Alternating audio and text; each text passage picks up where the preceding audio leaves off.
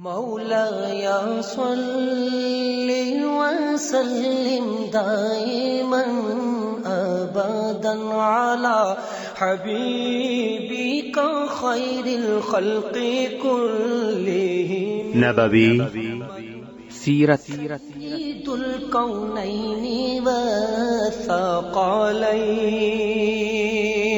محمد په دې خبرونه کې به تاسو ته د رسول الله صلی الله علیه وسلم د ژوند حالات په تفصیل سره وړاندې شي.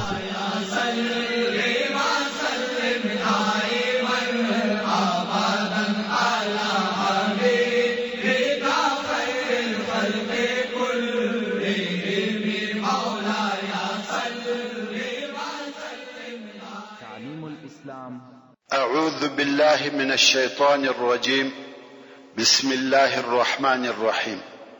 إن الحمد لله نحمده ونستعينه ونستغفره ونعوذ بالله من شرور أنفسنا وسيئات أعمالنا.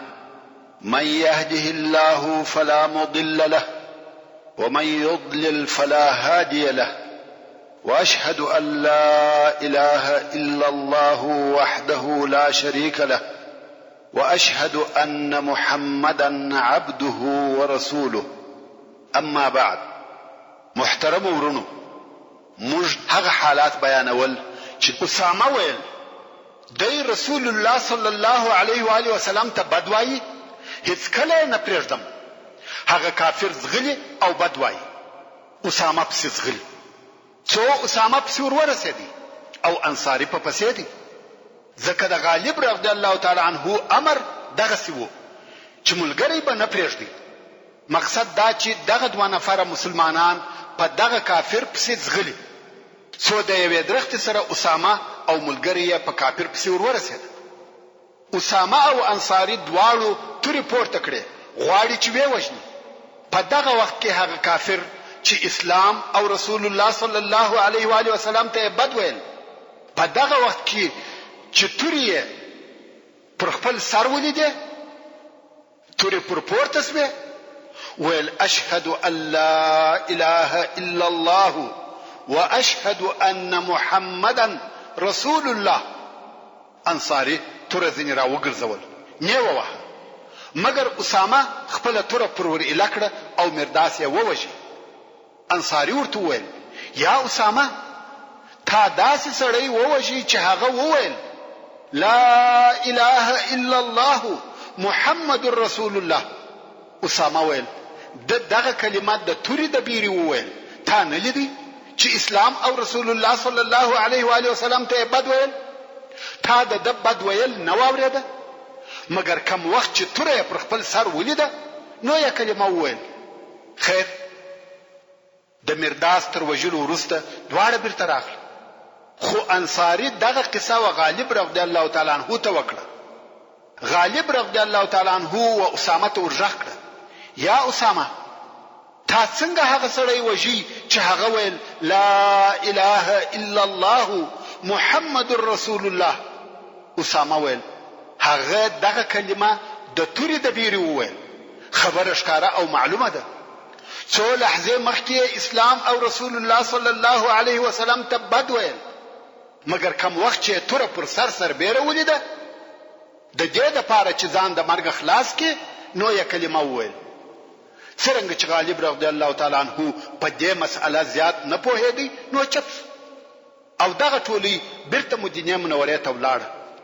هلته یې رسول الله صلی الله علیه وسلم ته حالات وویل. اول یې د سریې د کامیابی حالات ورته بیان کړه او بیا یې د اسامه رضی الله تعالی عنه په قصه خبر کړ. رسول الله صلی الله علیه وسلم اسامه را وغوښتي او ویل یا اسامه، څنګه دې هغه څوک وژي چې هغه وویل لا اله الا الله محمد رسول الله؟ اسامه ویل یا رسول الله، هغه د تورې د بیرې څخه کلمه وویل. رسول الله صلی الله علیه و آله وسلم وفرمایل آیا تا د هغه زړه ورڅېرې کوي او پوه سوې چې هغه صادق دی که کاذب؟ یعنی ته څه په خبر یې چې د تورې د بیرې څخه کلمه وویل؟ شاید په دغه وخت کې ایمان زړه ته نه وتلی وي. رسول الله صلی الله علیه و آله وسلم وفرمایل د قیامت په ورځ به د لا اله الا الله د حق څخه چیرې ځي. اسامه ویل والله د توري د بیرې څخه کلمه وویل. رسول الله صلی الله علیه و آله وسلم وفرمایل د قیامت په ورځ به د لا اله الا الله د حق څخه چیرې ځي. د قیامت په ورځ به د لا اله الا الله د حق څخه چیرې ځي. اسامه وایي رسول الله صلی الله علیه و آله وسلم دغه جمله څو واره په تکرار راته وویل تر داسې اندازې چې ما د ځان سره وویل کاشکې زه په دغه نن ورځ مسلمان سوی وای. ورونو اسامه ولې غوښته چې په دغه نن ورځ مسلمان سوی وای؟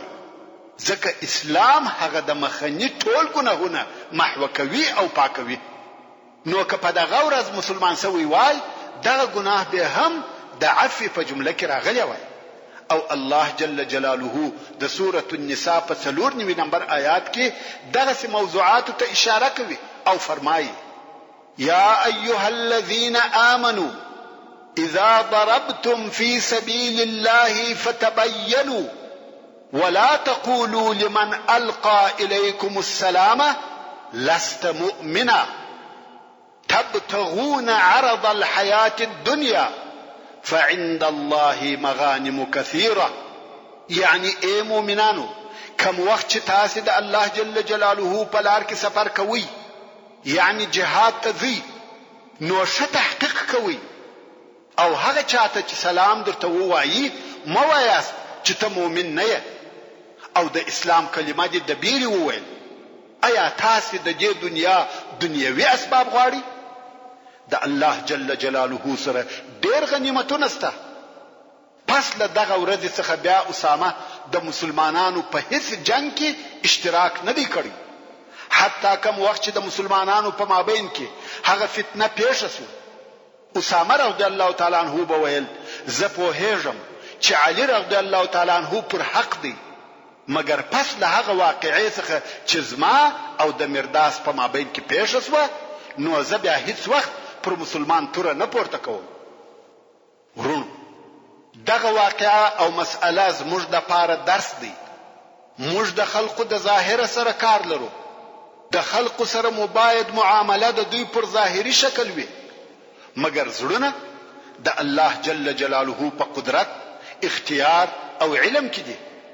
د زړو مالک الله جل جلاله دی او د جل جلاله ته حال معلوم دی. نو رب عز وجل د زړو پر حال حکم کوي. هو کومج د یو چا څخه داسې حرکت ووینو چې هغه کار د کفر او نفاق ثابتوي دا بیا بل خبره ده. او کله یو چا آخري جمله لا اله الا الله وی نو مش په ظاهري حالت مکلف یو. او دا هم د اسلام حکم دی چې د اشخاص سره زموږ معامله باید د دوی د ظاهري حال سره موافقه وي. فقط الله جل جلاله د زړه په حال خبر دی او حکم پر کوي نه موږ. د زړه عالم او حاکم یوازې الله جل جلاله دی. پنځم اوس نو د مسلمانانو سریو او حملو دوام درلودي. څو دغه د هجرت د اوم کال د شوال په میاشت کې رسول الله صلی الله علیه و آله وسلم بشیر ابن سعد رضی الله تعالی عنہ د دوهم وار د پاره د بنی مره و قبیله ته ولېږي چې جزا ورکړي. د بشیر ابن سعد رضی الله تعالی عنہ د اول وار لېږل خو به مو په یاد وي چې د بنی مره د قبیله د کمین د طرفه حمله پر وسوه او د 10 نفر ملګری ټول شهیدان شو او دی رضی الله تعالی عنہ پس له زخمی کېدو د فدک و يهود ته ورغلی.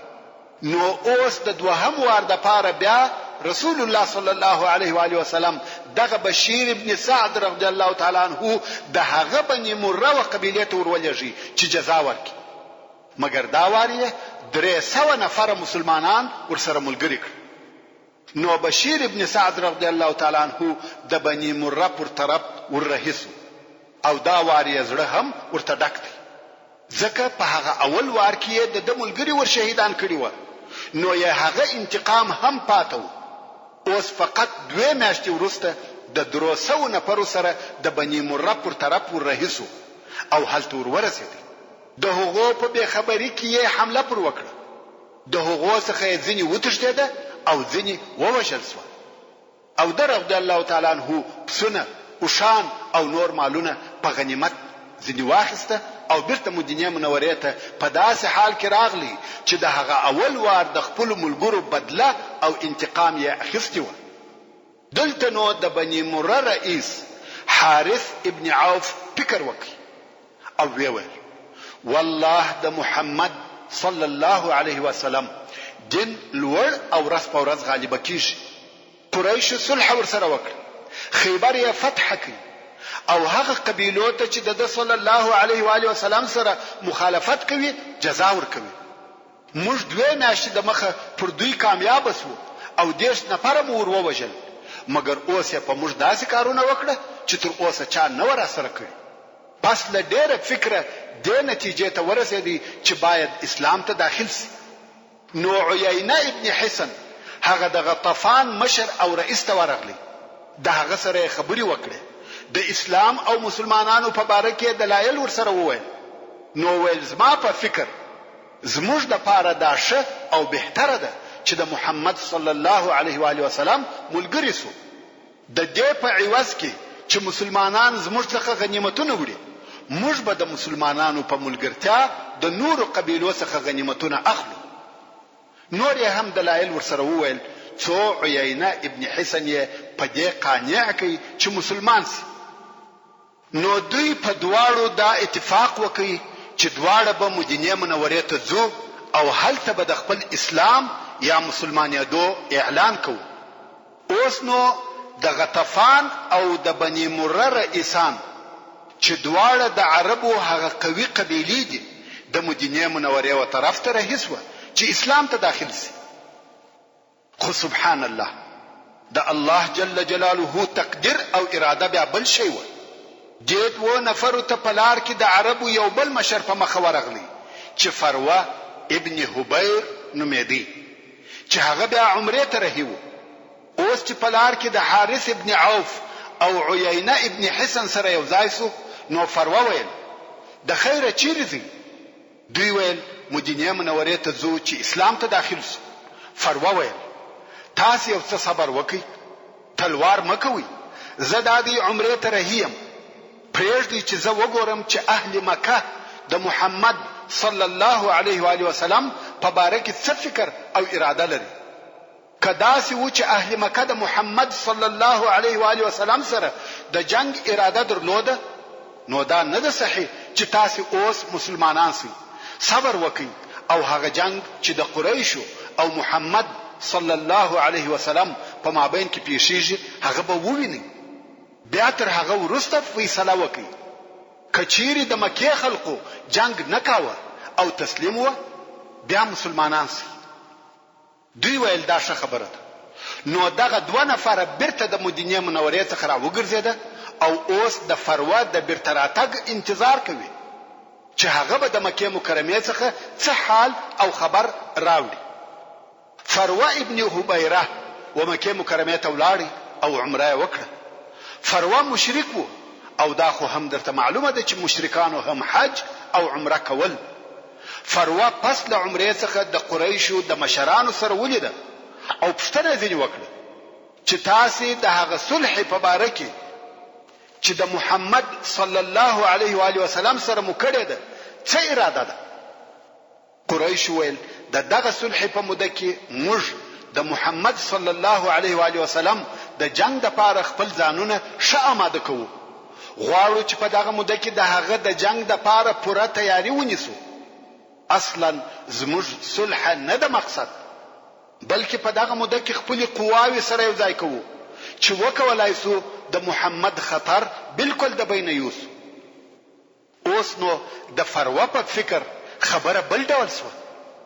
د بل طرفه د بنو بکر د قبیله رئیس نوفل ابن معاویه هم په دغه وخت کې مکه مکرمه ته راغلی او دای هم د قریشو د مشرانو سره خبرې کوي. غواړي چې د قریشو مشران ودې ته تشویق کړي چې د خزاعه د قبیله پر ضد د بنو بکر سره کومک وکړي. یعنی بنو بکر غواړي چې د خزاعه سره جنگ وکړي او قریش د هغو په وجلو او جنگ کولو کې د بنو بکر سره کومک وکړي. او دا خو ستاسو په یاد دي چې خزاعه هغه قبیله ده چې د حدیبیه په صلح کې د رسول الله صلی الله علیه وسلم په طرف کې سوه او د هغه وخت څخه د خزاعه قبیله د رسول الله صلی الله علیه وسلم حلفاء او متعاهدین بلل کیږي. د خزاعه پر قبیله هر تیری او تجاوز پر رسول الله صلی الله علیه و آله وسلم او مسلمانانو تجاوز بلل کیږي. او بنو بکر بیا د حدیبیه د صلح په وخت کې د قریشو په طرف کې داخل شو چې بنو بکر بیا د قریشو حلفاء او متعاهدین بلل کیږي. او د بنو بکر هر تجاوز که پر مسلمانانو وی که پر خزاعه د قریشو تجاوز بلل کیږي. مگر دا هم باید در معلومه وي چې د پخوا څخه د بنو بکر او خزاعه د قبیلو په مابین کې ډېر لوی دشمنی پرتې وي. اوس فروه ابن حبیره ورته ګوري چې د بنو بکر رئیس نوفل ابن معاویه قریش و دې ته رابولي چې د خزاعه د قبیله پر ضد د ده او د بنو بکر کومک وکړي. او قریش هم دغه د خبرې نو ردوي او نور توایي چې زموږ او د هغو په مابین کې صلح ده، بلکې د ردولو پر ځای دغه خبرو سره علاقه هم لري او په شوق سره غوږ ورته نیسي. نو فروه پوسو چې دغه ټوله د دې علامې دي چې د قریشو او مسلمانانو په مابین کې به ژر جنگ پیښ شي او دغه د دوی په مابین کې چې د صلح په نامه سره یادېږي صلح نه ده، بلکې اصلا د بل جنگ د پاره هوسایي او آمادګي ده. نو فروه د مکه مکرمه څخه ولاړی او هلته عیینه ابن حسن او حارث ابن عوف ته ورغلی او دا بیان ورته وکړي چې ډېر ژر به د قریشو او مسلمانانو په مابین کې جنگ پیښ شي. نو هغه وویل چې خبره داسې ده، موږ به خپل مسلمانیت اوس وزندو او د دې جنگ او نتیجې ته به معطل شو. مقصد دا چې دغه دوه نفره د قبیلو مشران مسلمانیت، خو دغه د فروه اخبار د دې سبب شو چې د هغه خپل فکر څخه واوښته. په دغه موده کې رسول الله صلی الله علیه وسلم نور سریه هم شاوخوا لېږلې، خو دغه وخت هغه مهمه واقعه ده چې دغه د هجرت د 9 کال د شوال په میاشت کې رسول الله صلی الله علیه وسلم خلق ودې ته رابلل چې د علیه الصلاۃ والسلام سره د عمره القضاء د ادا کولو د پاره ولاړ شي. ځکه اوس د حدیبیه پر صلح 1 کال تیر شو او اتفاق هم داسې وو چې پراتونکي کال کې به مسلمانان عمره ته راځي.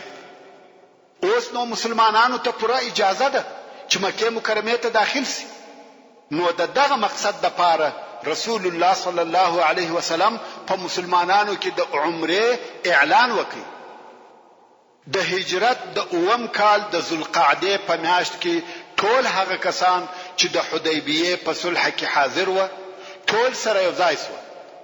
بل هغه کسانو څخه چې شهیدان سوي یا وفات سوي و.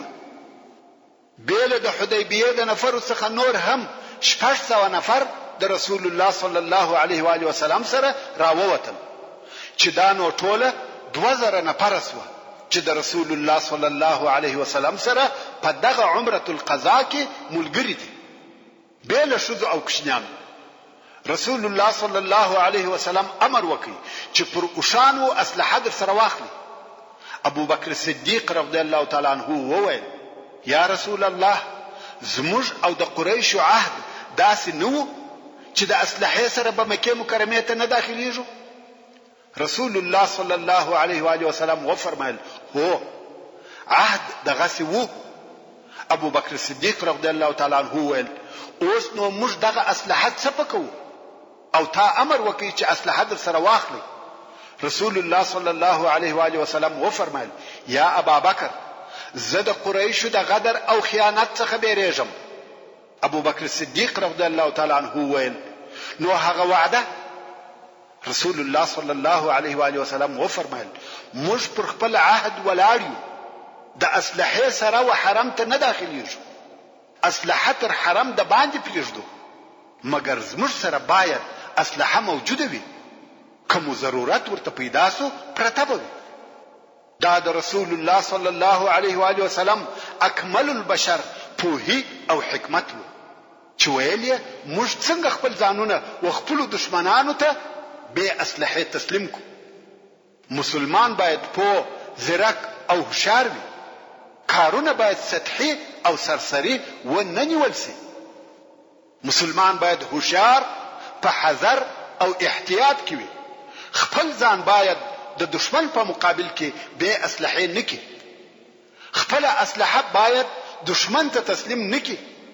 ځکه رسول الله صلی الله علیه و آله وسلم و فرمایل اسلحه در سره واخلي.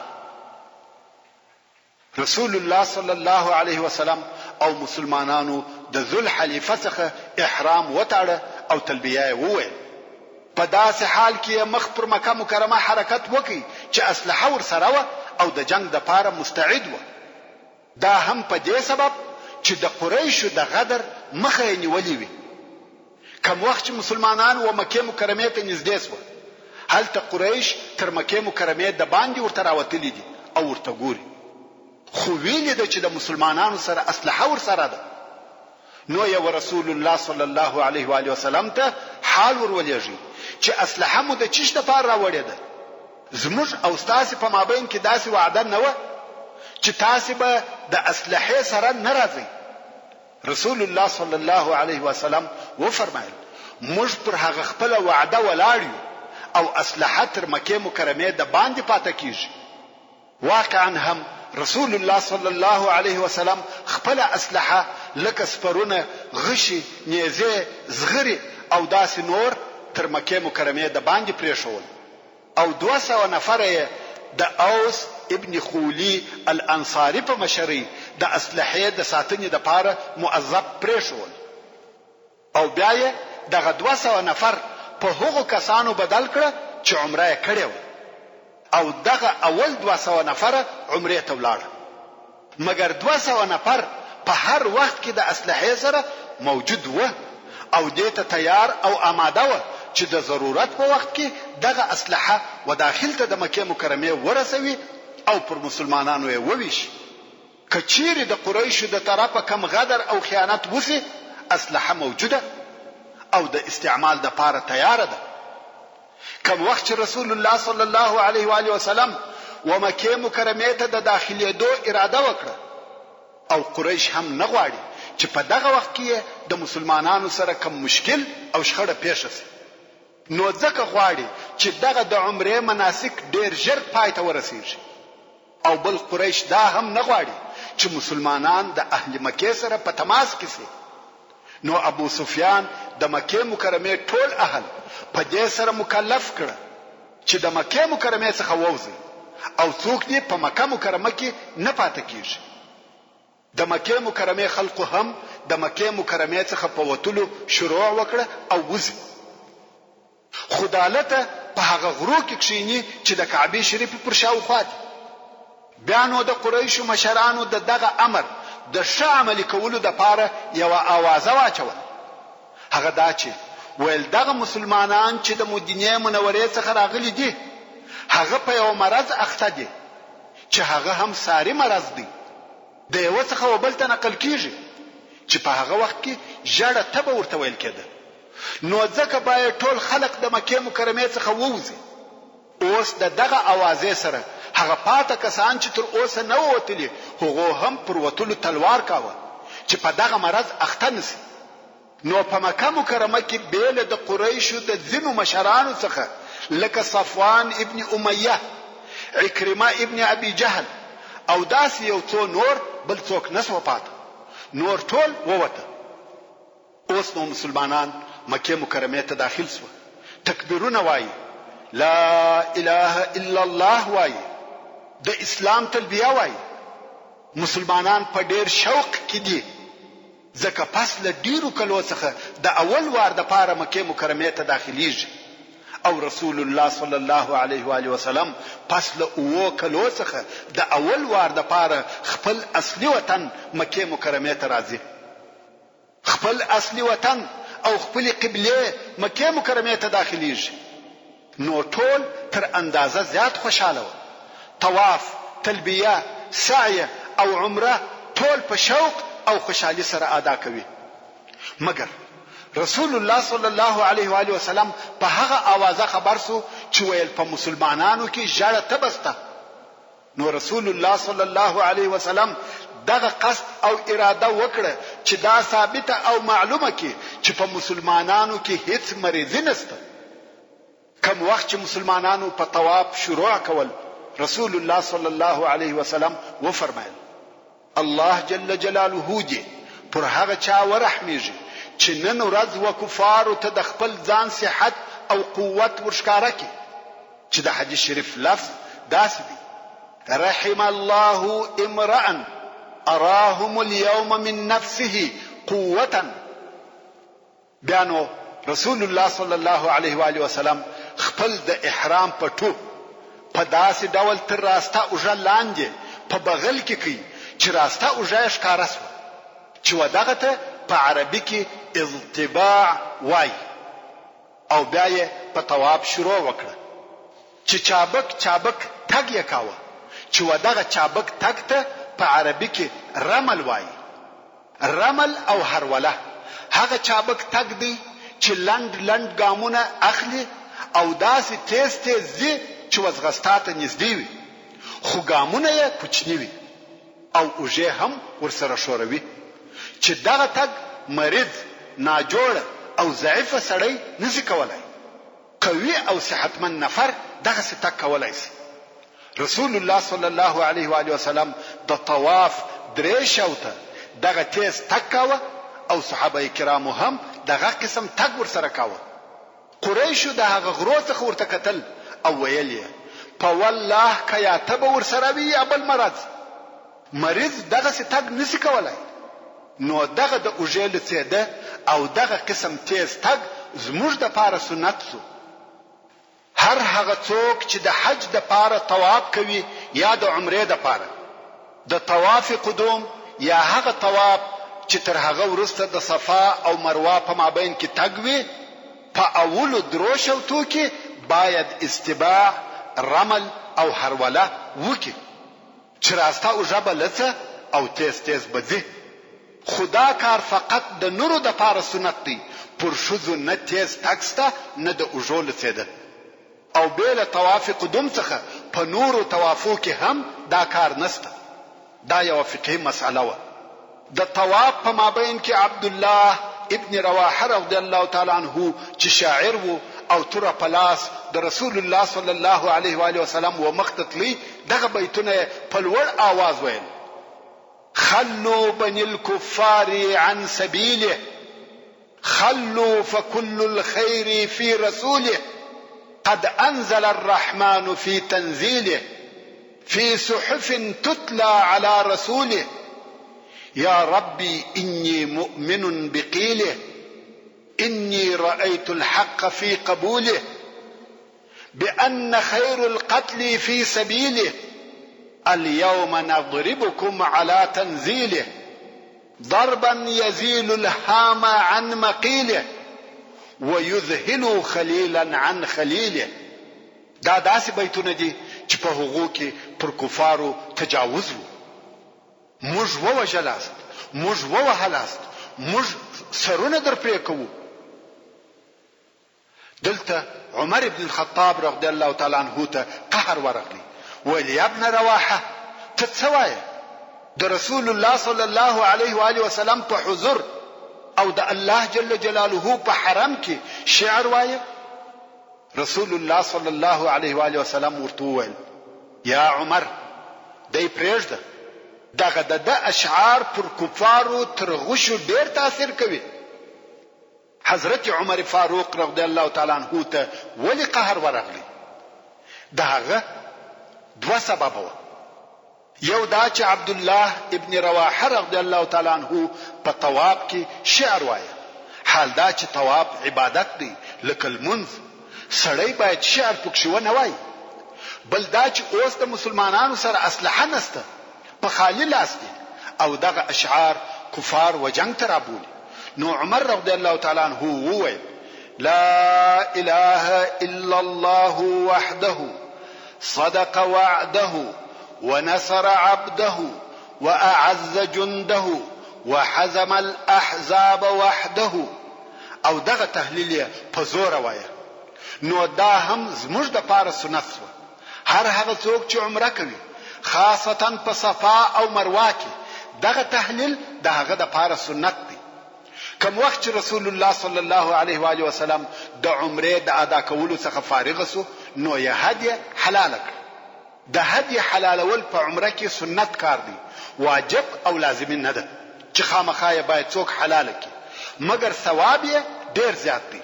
نو رسول الله صلی الله علیه و آله وسلم او اصحاب کرامو هدیه حلال کړي. بیا نو رسول الله صلی الله علیه و آله وسلم و قریش ته حال ولېږي چې د کعبه شریف کلی راوړي او اجازه راکړي چې کعبه شریف ته د ننه ورسم.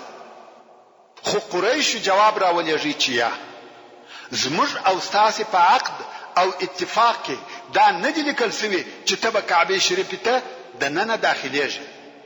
ورونو دا نوې او مشکل کار نه، د عربو او مشرانو ته به همیشه کعبه شریف ور خلاصول، مګر قریش بیا هم دلته د ضد او عناد څخه کار واخیستی او دروازه نه کړ ور خلاص. رسول الله صلی الله علیه و آله وسلم چې دغه د دوی عناد ولیدي نو یې بلال رضی الله تعالی عنہ ته وویل یا بلال الور د کعبه شریف بام ته وخیجه او اذان وکړه. بلال رضی الله تعالی عنہ هم د کعبه شریف بام ته وختی او اذان کوي. قریش ورته ګوري، د اسلام اذان اوري، الله اکبر الله اکبر الله اکبر الله اکبر اشهد ان لا اله الا الله اشهد ان محمدا رسول الله. بلال رضی الله تعالی عنہ سربیره پر کعبه شریفه په خپل رنگین او خواږه اواز سره د اشهد ان محمدا رسول الله شاهدی ادا کوي او قریش ورته ګوري. عکرمه ابن ابي جهل چې تر دغه وخت پر هغه خپل شرک وویل الله د ابو الحکم سره ډیر شو کړ چې مقصد خپل پلار ابو جهل و چې دغه مریه نه ولیدي چې لوړ پر کعبه شریفه اذان کوي. یعنی دا د الله جل جلاله د هغه سره نیکی و چې تر دغه د مخه ووجل سو، دغه ورځ او دغه حال یې نه ولیده. دا د کفارو غرور و. مګر د بلال رضی الله تعالی عنہ اذان د مکه مکرمه او مشرکانو ته ډیر زیات آزار او تکلیف ورکړي. دا چې بلال رضی الله تعالی عنہ د اسلام اذان لوړ پر کعبه شریف کوي، دا کار و قریش ته د کعبه شریف تر ننوتلو سخت تمام سو. اوس نو د مسلمانانو درې ورځې پرسوي او اتفاق هم داسې وو چې مسلمانان به درې ورځې په مکه مکرمه کې تیروي او بیا به ځي. په دغه درو ورځو کې مسلمانانو طوافونه کول، لمنځونه کول، د الله جل جلاله عبادت یې کاوه.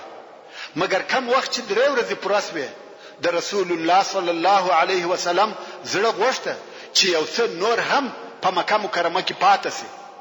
خو د قریشو د طرفه عکرمه د ابو جهل زوی او هویطب ابن عبد العزى د څو نورو نفرو سره ورته راغله چې ورته وایي چې وخت مو پرسو نور نو ولاړ شي. کوم وخت چې دغه نفر ورته راغله رسول الله صلی الله علیه و آله وسلم ورته وویل یا عکرمه نه غواړې چې زما سره ډوډۍ وخورې، یعنی زما میلمانه سي؟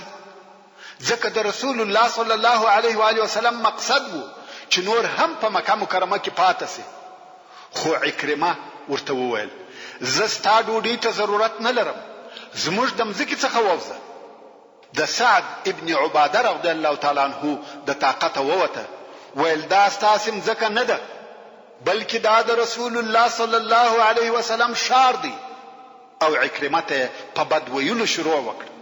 خو رسول الله صلی الله علیه و آله وسلم سعد ابن عباده رضی الله تعالی عنہ منع کړ. ویل یا سعد زموږ په اتاق یا زموږ په خیمه کې باید چاته بد ونه ویل سي، که څه هم زموږ دشمن وي. دا عیب دی چې هغه زموږ پر کمبله ناست وي او موږ بد ورته وایو. بیا نو رسول الله صلی الله علیه و آله وسلم امر وکړي چې ځانونه د بارېدو دپاره تیار کړي. دلته بیا هغه د قریشو بې باکه خلقو، لوچګانو او اوباشانو چې د هغو په مسلک کې عهد او اتفاق، وعده او امانت هیڅ اهمیت نه لري، غوښته چې د موقع څخه استفاده وکړي او مسلمانانو ته آزار او تکلیف ورکړي. ویل اوس خو نو عمره خلاصه شوه او زموږ اتفاق داسې و چې مسلمانان به عمره کوي، اوس یې عمره وکړه، نو عهد خلاص او پوره شو. نو یې ځانونه تیارول چې پر مسلمانانو حمله وکړي. مګر ورونو تاسو ته معلومه ده چې اتفاق یوازې د عمرې دپاره نه و، بلکې اتفاق داسې و چې 10 کاله به یو پر بل تجاوز نه وي. مګر دغه اوباشانو غوښته چې مسلمانان په قهر کې او جنگ شروع شي. رسول الله صلی الله علیه و آله وسلم چې دغه د دوی حرکتونه ولیده، نو یې نفر ورولېږل او ویل که تاسې جنگ غواړئ، موږ به هغه خپله اسلحه چې تر مکې مکرمې د باندې پرته ده راوړو او بیا به جنگ در سره وکړو. د دغه کفارو دا خیال و چې د مسلمانانو سره اسلحه نشته. دوی نه خبر چې مسلمانانو هلته د باندې اسلحه ایښې ده، خو کم وخت چې پوه شوه چې د مسلمانانو سره اسلحه شته، وبېرېده او شاوخوا سره وپاشل شو. اوس نو رسول الله صلی الله علیه وسلم او مسلمانان د مکې مکرمې څخه ووته او تر مکې مکرمې د باندې خیمې ودرولې. دلته یو کوچنی حادثه پیښ شوه. هغه دا چې هلته رسول الله صلی الله علیه وسلم یو نفر ولیدي چې څوک وایي دغه نفر ولید ابن مغیره و. مګر صحیح خبره دا ده چې دغه نفر ابان ابن ولید ابن مغیره و. نو رسول الله صلی الله علیه و آله وسلم ورته وویل یا ابان، خالد چیرې دی؟ چې مقصد یې خالد ابن ولید و. نو ویل خالد چیرې دی؟ خالد خدا سي عقل لري چې وسمه لارې ته رابولي، دی عاقل او هوشار سړی دی. نو څنګه دا د عقل تر اوسه دی و اسلام ته نه دی رابللی؟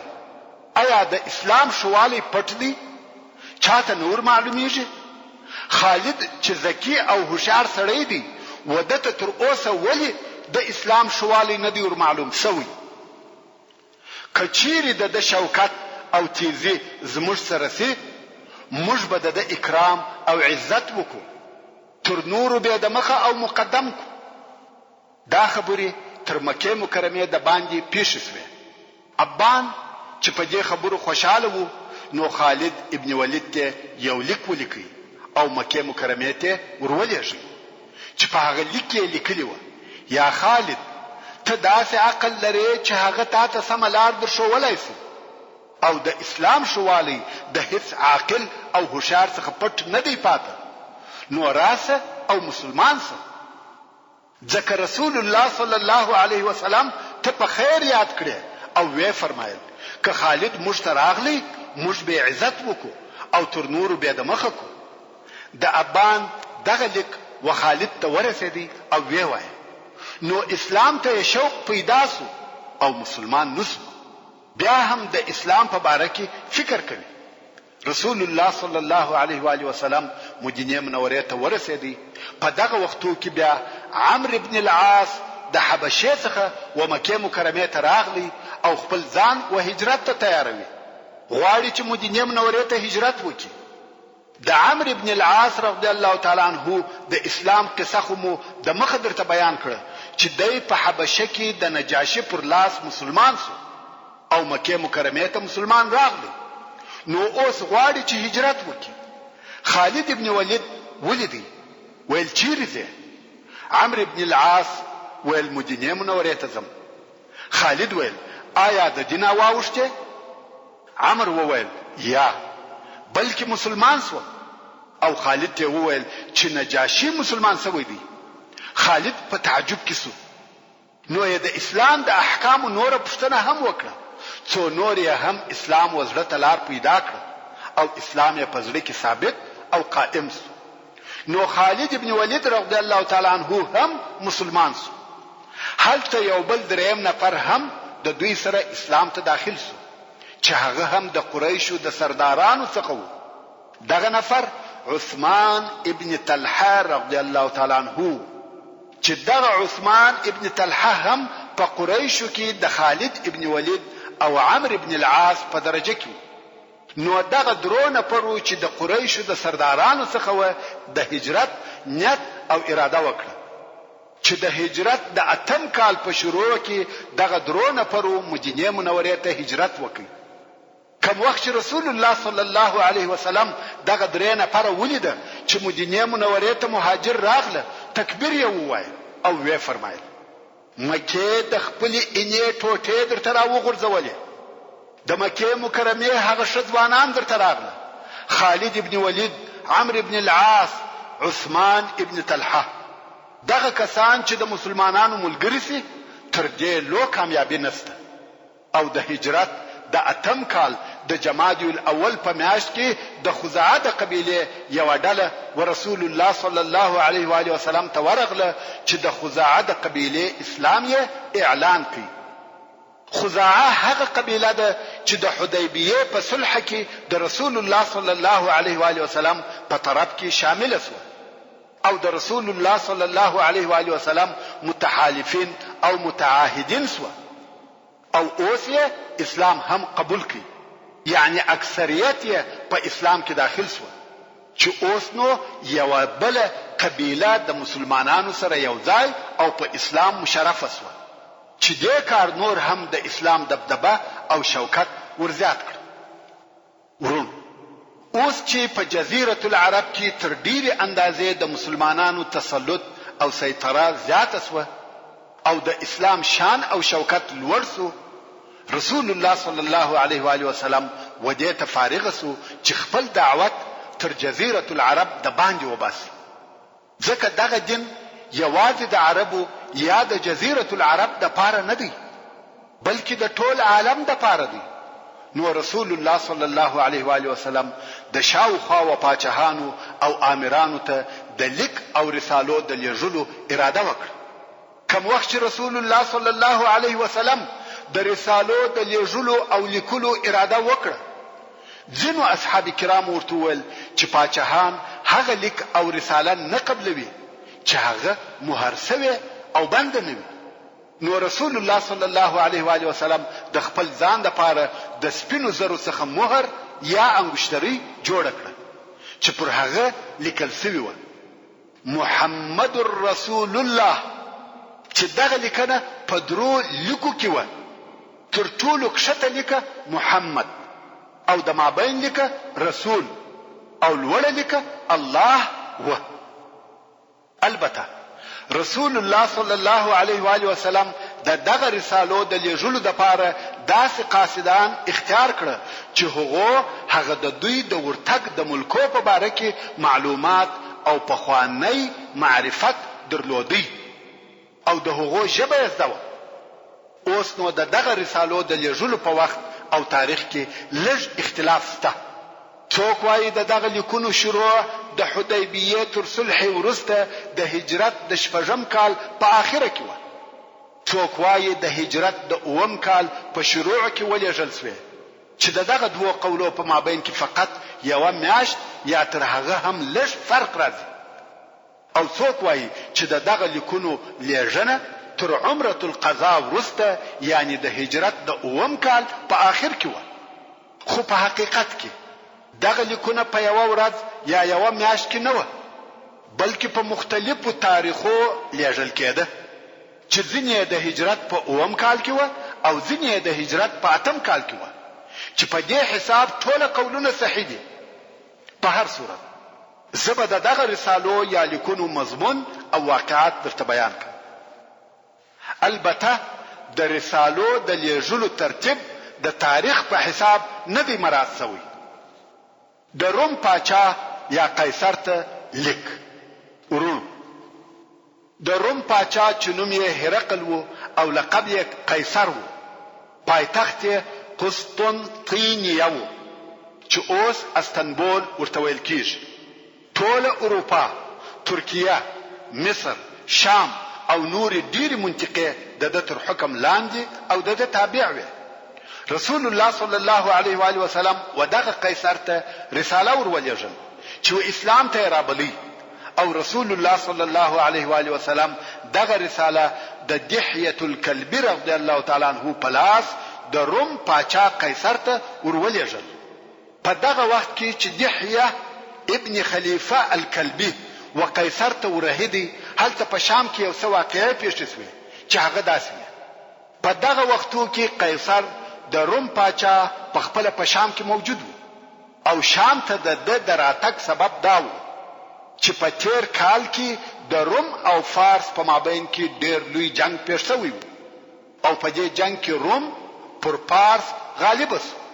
فارس ته ماته او شکست ورکړ چې دغه واقعه یعنی پر فارس د روم کامیابی الله جل جلاله د هغه تر پیښېدو څو کاله د مخه په قرآن مجید کې ذکر کړي او بیان کړي.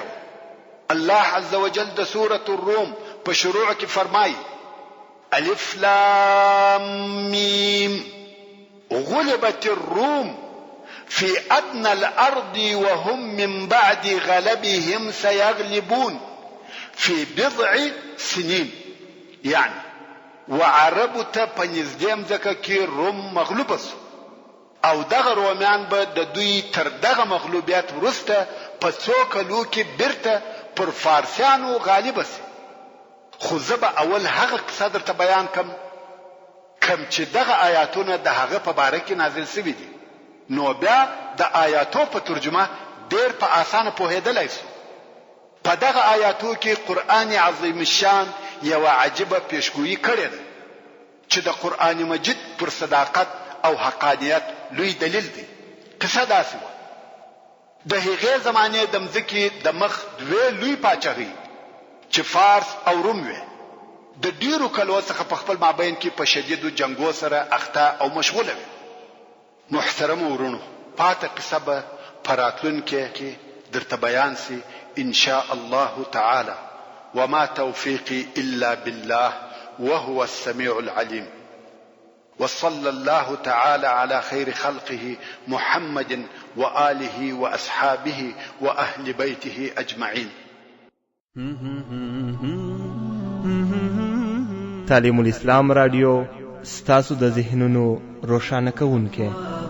تشرب من وحي الرحمن 9.9 FM کندهار. يمنحها شهدا وحقا